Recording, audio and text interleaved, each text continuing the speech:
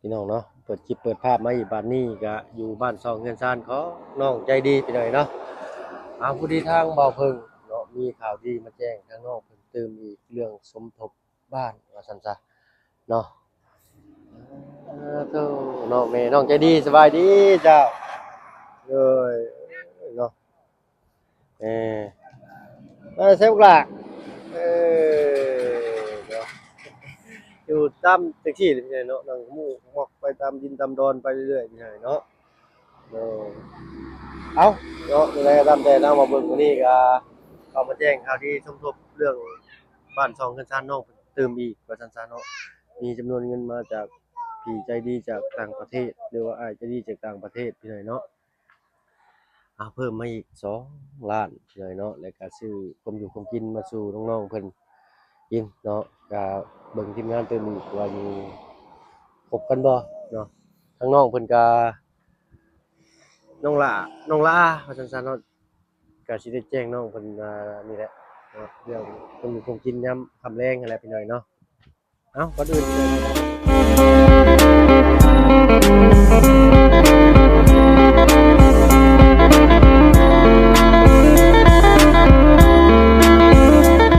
ทักทายเด้อพี่น้องเด้อเนาะกับทักทายสบายดีผู้ใหญ่ใจดีและ FC เบิดทุกท่านที่เข้ามารับมาชมช่อง YouTube บ่เพิ่งเคยหลายคือเก่าเนาะบ่ว่าฝั่งไทยฝั่งลาวและก็ทั้งฝั่งต่างประเทศก็ยินดีต้อนรับเข้าสู่ช่อง YouTube บ่เพิ่งเคยหลายอีกเช่นเคยพี่น้อยเนาะใช่แล้วน้องใจดีเพิ่นอยู่ไสล่ะเนาะเออใจดีเอ้ย เนาะใส่เด้เนาะคือว่าย่างมาแล้วพี่น้อยเนาะเอาหาน้องเพิ่นจักหน่อยก่อนพี่น้อยเนาะเอาน้องเพิ่นก็มาแล้วบาดนี้อ้ายใส่ชงกับเสื้อสีกลมกลืนเลยพี่น้อยเนาะเอาฮะใจขออนุญาตติดไมค์แน่เนาะอืมไมค์ได้อยู่บ่ล่ะปิ่นขึ้นมาเบิ่งอยู่ละไมค์ได้อยู่โอเคเนาะต้องฮ้อนเอาอีกคือเก่าพี่น้อยเนาะมื้อนี้ก็ได้เอ้าก่อนอื่น เนาะถ้าว่าเพิ่งเลยก็น้องใจดีกับทักทายพี่หน่อยเนาะกับทักทายสบายดีปะลุง FC เทื่อหนึงพี่หน่อยเนาะโดยเนาะเอากินข้าวแล้วบ่ล่ะแต่เช้าวันนี้กินข้าวก็ไม่กินหากันแล้วกินเออกิเนาะนนมมีมีคนโชคดีอีกได้มื้อนี้ไผจะเอาไปโอ้โหโอ้โฮเนาะเอาบ่อ้อมค้อมกันเลยก็แล้วกันพี่หน่อยเนาะทางบ่เพิ่งมาแจ้งข่าวดีทางน้องใจดีเพิ่นตื่มอีกเนาะเรื่องสมทบบ้านเด้อล่ะเด้อเดือดเนาะอันเก่านำนาบ่าวเท่าใดก็1,000,000เนาะ เลย1,000,000แล้วก็มีอ้ายใจดีจากต่างประเทศเพิ่นสมทบมาอีกเนาะ2,000,000กีบเด้อล่ะเป็น3,000,000เนาะนะบ่าวเด้อเนาะเอา3,000,000กีบแล้วก็ยังมีอันเพิ่นให้ซื้อความอยู่ความกินเนาะจะอยากกินหยังเป็นพิเศษอยู่บ่กินคือมื้อนั้นบ่คือมื้อนั้นเนาะจะได้กินหลายคนเนาะเนาะแซ่บบ่มื้อนั้นแซ่บบ่แซ่บเนาะอ่าชื่อ ชื่อเป็นว่านเอิ้นหมูจุ่มว่าซั่นซะเนาะเป็นหมูจุ่มเนาะเป็นหมูจุ่มเป็นหม้อรวมเลยมื้อนั้นกินอยู่ฝั่งนั้นมื้อนี้กินไสเด้มื้อนี้เนาะมื้อนี้กินอยู่นี่แล้วเนาะ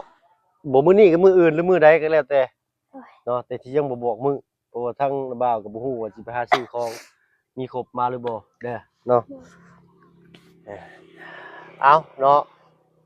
ทางอ้ายเพิ่นก็ว่าให้สมทบน้องเพิ่น2,000,000พี่น้อยเนาะแล้วก็ซื้อความอยู่ความกินเนาะโดยก็อีกล้านหนึ่งว่าซั่นซะเดี๋ยวให้เนาะเอาก็มีแต่ว่าให้ฝากเจ้าขอบุญขอบคุณทางอ้ายเพิ่นเด้อเนาะเพิ่นบ่ได้ให้ประสงค์ออกนามดอกเพิ่นให้บอกแต่ว่าให้อยากขอบใจกับครอบครัวมนต์แสวงเนาะขอบบุญขอบคุณพออย่างพ่อแสดงบอกครอบครัวพ่อมนต์แสวงก็ได้แสดงเลยขอคุณพ่อแสดงขอให้สุขภาพแข็งแรงความเจ็บอย่าได้ความกายอย่ามีขอให้ครอบครัวของพ่อมีแต่ความสุขมีแต่ความเจริญเด้อปรารถนาจริงใดขอให้ได้สิ่งนั้นสาก็ธุลืมเด้อเลยเลยนะบ่เป็นหยังเนาะค่อยๆหัดค่อยๆเรียนไปเด้อน้องเด้อเนาะก็ทางว่าเพิ่นก็พี่น้อยเนาะเพิ่นก็ ชดเชยค่าน้ำเมือกน้ำมันค่าอยู่ค่ากินเนาะถ้าว่าเพิ่นก็บ่มีหยังตอบบุญแทนคุณทางครอบครัวอ่าของอ้ายมนต์แสวงหรือว่ามนต์แสวงพี่น้อยเนาะก็มีแต่คำเว้าคำจาแล้วก็คำอวยพรอวยไสความเจ็บอย่าสิได้ความไข้อย่าสิมีร้ายบ่ให้ผ่านมารบ่ให้เบียดเด้อเนาะเอานอนหลับให้ได้เงินหมื่นนอนตื่นให้ได้เงินแสนแบนมือให้ได้แก้วมณีโชคเนาะเอาที่สำคัญก็ให้บ่ที่สำคัญ เนาะก็สุขภาพร่างกายแข็งแรงตลอดปีตลอดไปเดินทางไปไสมาไสก็ให้ตลอดปลอดภัยเด้อเนาะอยู่เป็นร่มโพร่มไสให้ลูกหลานเนาะกับคนทุกข์ยากอีกตลอดไปนั่นนะนานเนาะธุเนาะเอาก็พอดีทางอ้ายเพิ่นเนาะได้เบิ่งคลิปของทีมงานนั่นแหละเด้อเนาะเพิ่นอยากสดจอยในนี่แหละสมทบเรื่องบ้าน2เรือนชานของเจ้าเนาะแล้วก็เรื่องที่ดินหรือว่าถมนี่ก็ ทางว่าเสียงเพิ่นก็ว่าถ้าว่าหาเอาดินมาถมนี่มันก็สิดีอยู่แต่ว่า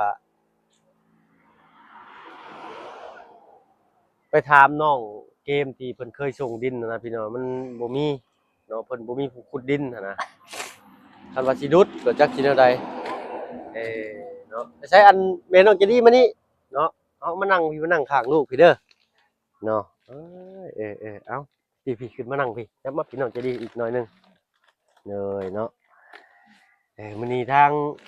สบายดี โดยสบายดีเนาะทั้งบ่พึ่งจักสิเอิ้นอะไรเนาะทั้งบ่พึ่งเนาะมาแจ้งข่าวดีสมทบบ้านเจะตื่นอีกเด้อเนาะพอดีเป็น3ล้านดีใจบ่ดีใจดีใจอยู่เนาะแล้วก็ทางบ่ตูนเพิ่นก็ยังเบิ่งบ่าเซามาอยู่พี่น้อยกล้ายับเข้ามาอีกแม่งายลงหั่นเด้อเอาเนาะจะได้ก็เบิ่งตื่มอีกทางปะลุง FC เพิ่นก็แนะนำมาพี่น้อยเนาะว่าวางระดับน้ำหรือว่าวางระดับตั้งบ่าเซาขึ้นเลยเพิ่นว่าเนาะ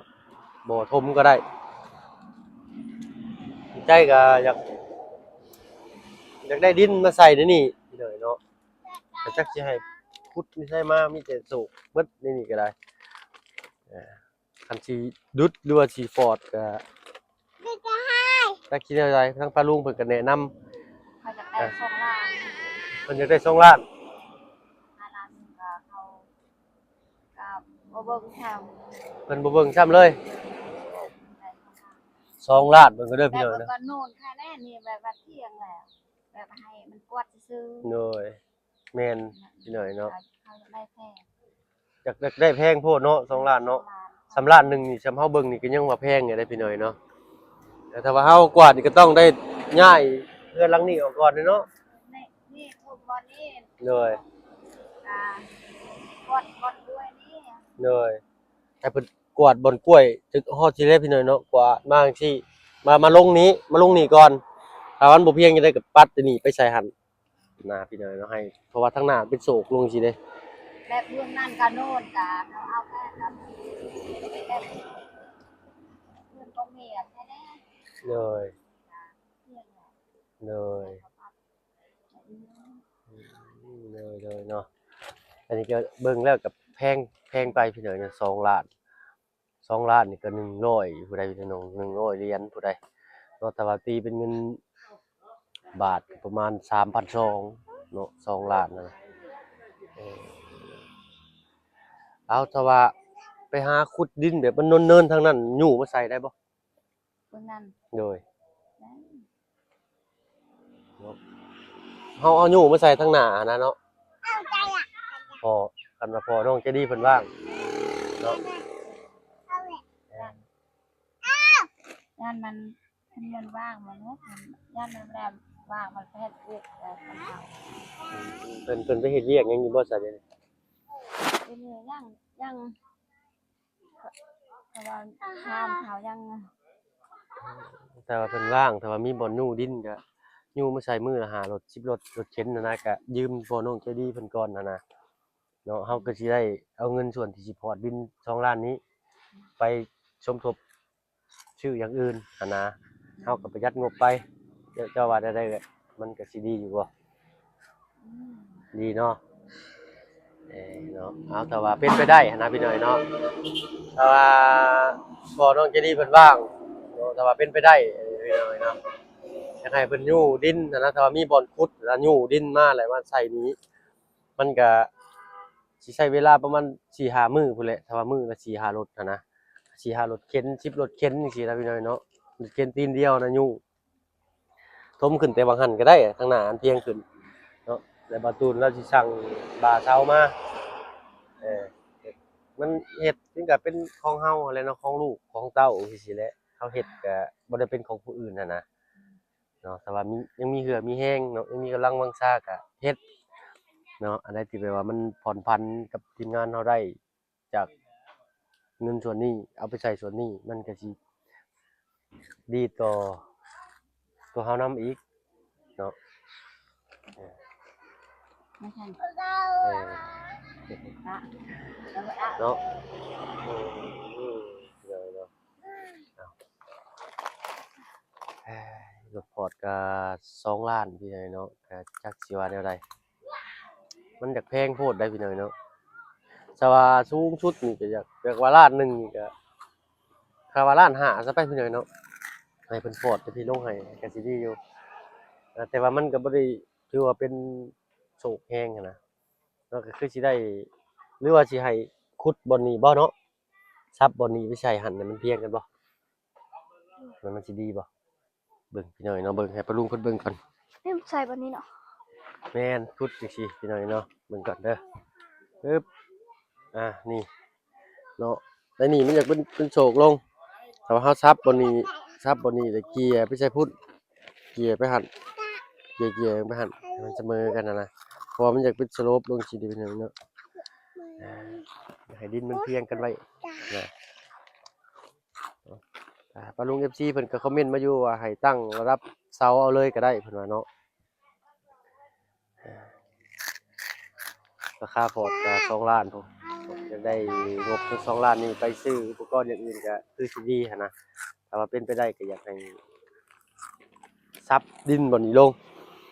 เนาะแต่ว่าได้เลยถ้าว่าซับดินบ่นี้ลงได้บ่ซับไปใส่หั่นได้อยู่เนาะถ้าว่าบ่อยากไปยู่มาจากฝั่งนั้นก็ซับจากบ่นี้เด้อเนาะมันห่มๆพุ่นแหละให้พ่อน้องเจดียามมื้อแลงค่อยๆซับๆแล้วก็สะไปพุ่นเนาะปรับเอาเองดีกว่าพี่น้อยหรือว่าปรับมันซ้ำกับตัวนี้ก็ได้นี่ปรับขุดจากหั่นไปใส่หั่นเนาะเอาปล่อยเฮ็ดเอาแหละเนาะเฮ็ดก็เป็นของลูกของเต้าของเฮาเองพี่น้อยเนาะอึ๊บเอาพี่น้อยเมื่อกี้โทรศัพท์ดับไปเนาะ นอกยกแรกนอกก่อนหมู่ก่อนพวกเลยเอาเมื่อคืนนี้บ่ได้ไปการกบการเขียดบ่เจ้า คนเดียวคอยประกล้าเอาตัวกัน บ่ได้ไปเนาะก็เดียวว่าพากันไปพี่น้อยเนาะ ถ้าสบายได้ทุกคน ถ้าไปได้กบบ่ คอยเมืองอยู่นั่นอยู่ชวนมันนะก็ต้อง ได้กบ2ตัวใหญ่บ่ เฮ้ย ตัวน้อยเจ้าบ่ได้กินติกบเขียดไปหาซื่อ ไปหาให้ ๆเนาะเอาพอดีพี่น้อยเนาะเช้าชาวลาเพิ่นก็มาล่ะอย่าลืมบอกเพิ่นเด้อเนาะยามเพิ่นว่างบ่ได้เด้เนาะ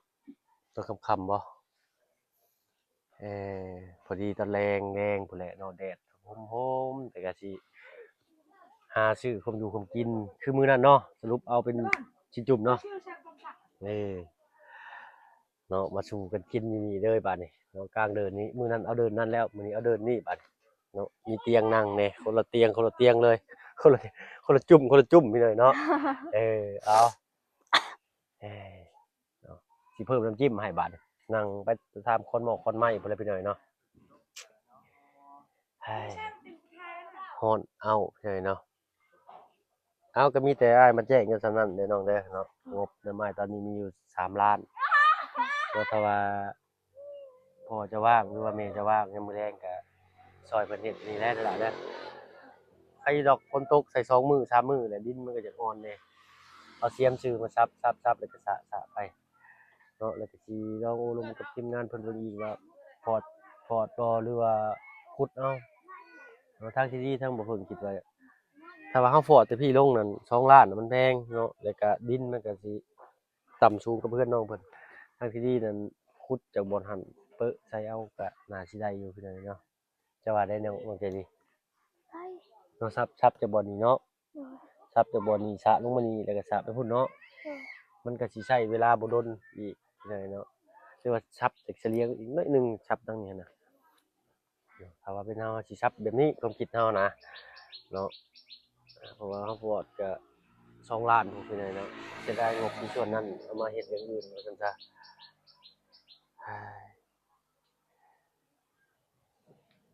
ทางน้องๆเพิ่นมาโรงเรียนได้นี่เนาะ โดย เอาไปแจ้งน้องเพิ่นตื่นเดี๋ยวทางมื้อแลงเพิ่นอยู่บ่เนาะเบิ่งก่อนไปถามเพิ่นก่อนเด้อมันใช่ทางกินส้มอีกแล้วบาดนี้เนาะอากาศมันร้อนพากันกินแต่ส้มนี่ห้วยใช้ไปพาปลาลุงเพิ่นย่างเบิ่งอยู่ล่ะเนาะเอาพี่น้อยเนาะก็สิประมาณนี้เนาะก็อยากอันนี้มันก็เป็นหลุมแน่ ที่บนนี่ลุมเนาะ เนาะน้องจะว่าบ่ซับจากบ่อนี่เปิ้นมานี่เนาะแล้วก็ซับแล้วก็เคลียร์ลงไปใส่จุดนั้นเนาะ เอาดินกันก็ได้ เอาไปขุดดินตัวนั้นเนาะได้บ่ ได้ ถ้าว่าเฮาซับบนนี้แล้วหรือว่าเรือบ่จักซับก็งูดินมาใส่นี่ก็สิดีได้พี่น้อยเนาะลองลบน้ำทางพอจะเบิ่งเนาะให้เพิ่นซอยเฮ็ดยามมื้อแลงเด้อเนาะยามนี้มันแดดหลายเนาะไปเข้าห่มก่อนพี่มาเบิ่งเสาพี่เนาะดอกยังเด้นี่เนาะเอาลุงเอิ้นทางฝั่งไทยทางบ้านเฮาเอิ้นดอกหยังอันนี้น้องใจดีชื่อมันหั่นนะทางบ้านบ่เพิ่นจะเอิ้นดอกพี่จังพี่น้อยเนาะ คอยกระบูก เอาลื่นนี่แหละพี่น้อยเนาะถ้าว่าเพิ่นก็คิดว่าขุดมาใส่นี่เพราะมันสโลปกลางนะพี่น้องสโลปกลาง นี่เฮ็ดนี่ใส่บนนี้เนาะ นี่อะไรเฮ็ดทางขึ้นบ่ถ้าว่าเอิ้นก็ยังบ่มีเงินใส่ท่อก็มีแต่เที่ยวเท่านั้นพอน้ำเพิ่นพู้นแหละเนาะคอยเป็นคอยไปเพราะมันเป็นทางน้ำนี่ถ้าเราต้องใส่ท่อได้นี่ถ้าบ่ใส่ท่อน้ำฝนตกไหลมาแต่ฝั่งนั้นนี่ท่วมอีกเนาะ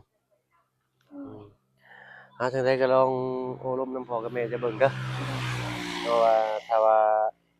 ให้เพิ่นไปอยู่ดินจากฝั่งนั้นมาใส่เนาะรถเข็นก็ยืมเอาน้ำพ่อน้องจริงๆก็สิได้อยู่แต่ว่าเนาะได้อยู่เนาะ โอเคใช่แบบย่างไปอันชาวลาวเนาะบอกเพิ่นว่าเพิ่นว่างบ่มื้อแลงถ้าเพิ่นว่างมื้อแลงเดี๋ยวจะบ่าวเอาย่างไว้ติดหัว ถ้าเพิ่นว่างมื้อแลงเพิ่นบ่ได้ไปเวียกใส่ก็สิชื่อมาสู่กันกินมื้อแลงเลยเนาะไปถามเพิ่นป่ะ เออดนๆกินเถื่อบ่ล่ะอ้าวลืมอันในพักศาลาอยู่ใส่หัวเขาแล้วไปย่างก่อนจ้ะ ใช่ยัง แล้วว่าสิเอาในพักมาให้เพิ่นเอาในพักบ้งก็ได้พี่ในยังก็ได้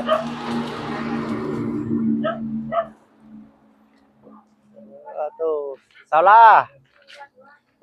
บ่ได้พ้อกันแต่ลายมือในไสสบายดีเช็คอยู่ไหนเช็คอยู่ไหน เวลาจะชอบอัน มื้อแรงว่างบ่มื้อแรงบ่ได้ไปใช้บ่มื้อแรงโดย น่าเห็นว่าอะไรอยู่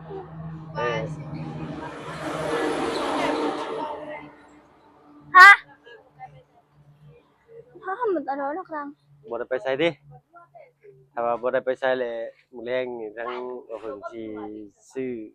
แนวมาสู่กินเด้อเนาะยันว่าเจ้าบ่ว่างหั้นนะอยากให้คบกันพี่หน่อยเนาะนี่แหละเดี๋ยวกินคือมื้อนั้นเนาะคือมื้อนั้นเนาะคือมื้อที่บ่าวย่าซื้อมาเนาะเอางบก็บ่น้อยบ่หลายดอกพี่หน่อยเนาะก็ประมาณ1ล้านนี่แหละเนาะ มันตาเห็นเนาะ เมื่อวานนี่ไปใช้เจ้าเมื่อวานนี่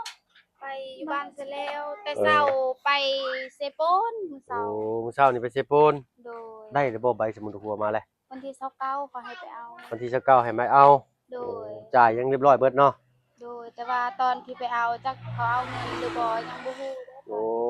โดยเอาคือสิบ่หลายค่าเส้นนั่นเส้นนี้แหละพี่น้อยเนาะ โดย เอาเป็นว่ามื้อแรงกันแล้วกันเนาะจังว่ามาโอ้มาลมกันมารวมกันอีกเด้อ โดย บ่พอไปใช้เด้อมื้อแรงเด้อเนาะแม่งเนาะไปตู้เนาะสบายดีจ้ะเนาะ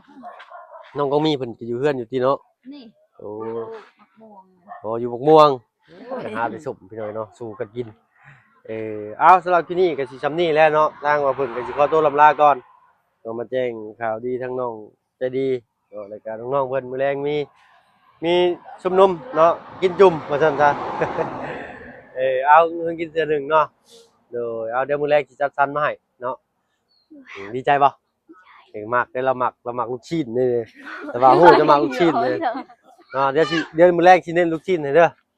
เนาะเอาลูกชิ้นนะลูกชิ้นปลาบ่ลูกชิ้นหมูส่วนมากมีลูกชิ้นหมูบ้านเฮาเนาะลูกชิ้นปลามันจะคาวหน่อยหนึงเด้อคาวเดียวเบิดเอาไปแล้วเนาะสบายดีเบิดทุกคนเนาะไปล่ะเข้าไม้นี่เราอย่าลืมเด้ออย่าลืมแจ้งเพิ่นพอจะเริ่มแรงเด้อถ้าว่าเพิ่นว่างแรงก็ให้เพิ่นยู่มาเลยก็ได้เนาะมันจึงสิได้เป็นรูปเป็นร่างขึ้นมาหลายกว่านี้เนาะปะลุง FC ก็สิได้ชื่นใจเนาะปะลุง FC เพิ่นเป็นกำลังใจให้เจ้าได้น้องเอ้ยเนาะเนาะตั้งครั้งหนึงบ่ใช่อะไรตุ่มหูนะมีเหี้ยครับใช่ไหมเอาบัดนี้โอ้ยเนาะ20,000บ่ได้พี่เลยเนาะ20,000กีบเด้เนาะธรรมดาของผู้หญิงเนาะมักสวยมักงามเนาะเอาไปแล้วพี่น้อยเนาะเว้ากันหลายอย่างกันห่างกะถ้ารุ่นเบิ่งเนาะว่าน้องเพิ่นสิโอ้ลมน้ำพอเพิ่นได้บ่เนาะเรื่องเอาดินดอนเขามาเติมอีกหั้นนะเนาะเอาสำหรับคลิปนี้ถ้าบ่เพิ่นก็ขอตัวลำลาแล้วพี่น้อยเนาะอยู่ดีมีแรงเบิดสุขทุกคนที่เข้ามารับชมช่อง YouTube บ่เพิ่นเคยหลายคือเก่าไปแล้วพี่น้องสบายดีจ้ะ